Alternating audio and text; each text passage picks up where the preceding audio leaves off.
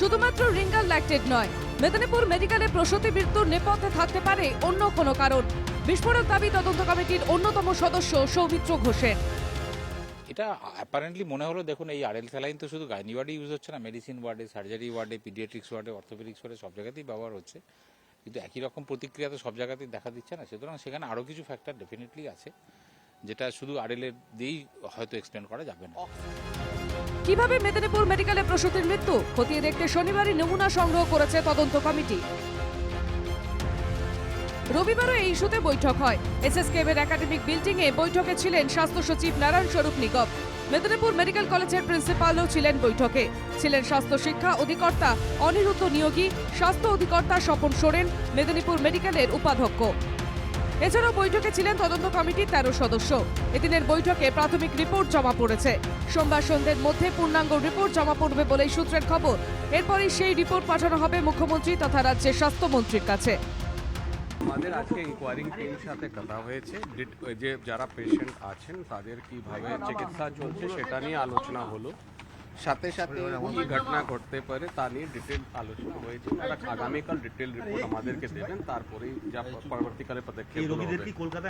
কোন district reserve store থেকে এসেছে না, এরকম ইট ইজ আন্ডার ইনভেস্টিগেশন, এর পিন পয়েন্ট করা যাবে না।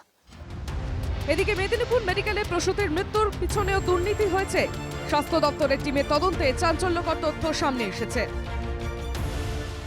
সূত্র মারফত ইতিমধ্যে জানা গিয়েছে, মেদিনীপুর মেডিকেল কলেজ হাসপাতালে যে রিঙ্গাল ল্যাকটেড স্যালাইন ব্যবহার করা হয়েছিল, সেই স্যালাইনটি আজ থেকে 8 মাস আগে স্বাস্থ্য দপ্তরের তরফ থেকে সরিয়ে ফেলতে বলা হয়েছিল। কারণ ওই স্যালাইনটি নিয়ে ইতিমধ্যেই পার্শ্ব প্রতিক্রিয়া দেখা গিয়েছিল 8 মাস আগেই।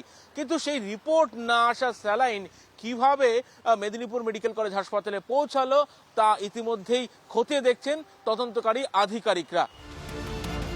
এক প্রসূতির মৃত্যুর পর আরো 3 প্রসূতি আশঙ্কাজনক অবস্থায় আইসিইউ ওয়ার্ডে চিকিৎসাধীন। তাদের গ্রিন করিডোর করে এসএসকেএম-এ নিয়ে আসার ব্যবস্থা করা হয়। তার আগে এক প্রসূতির আত্মীয়ের অভিযোগ, রোগীর কাছে যেতে দেয়নি হাসপাতাল কর্তৃপক্ষ। হসপিটালে তো কোনো এন্ট্রি দিচ্ছে না, আইসিইউতে কোনো এন্ট্রি দিচ্ছে না, তাহলে জিজ্ঞেস কাকে করব? রাজ্য অভিযুক্ত সংস্থা স্যালাইন বিতর্কের মাঝে এবার হাসপাতালে স্যালাইন নিতে ভয় পাচ্ছেন রোগী ও রোগীর পরিবার। বাইরে থেকে কেনা স্যালাইন ব্যবহার করছেন অনেকেই। আমাদের এখানে শুনলে নাদাবি লিখতে হবে, তখন রোগীর কাছে দিয়েছিল, সে বলছে আমরা নাদাবি লিখব না, আমরা বাইরের থেকে কিনে আনবো। যারা খতিয়ে দেখা যে বিষয়টি শুধুমাত্র কি রিঙ্গাল ল্যাকটেড স্যালাইন নাকি অন্য কোনো কারণ রয়েছে, গোটা বিষয়টি খতিয়ে দেখছে তদন্ত কমিটির সদস্যরা। অয়ন শর্মা ও ইন্দ্রজিৎ সাহু, রিপোর্ট এনকেটিভি বাংলা।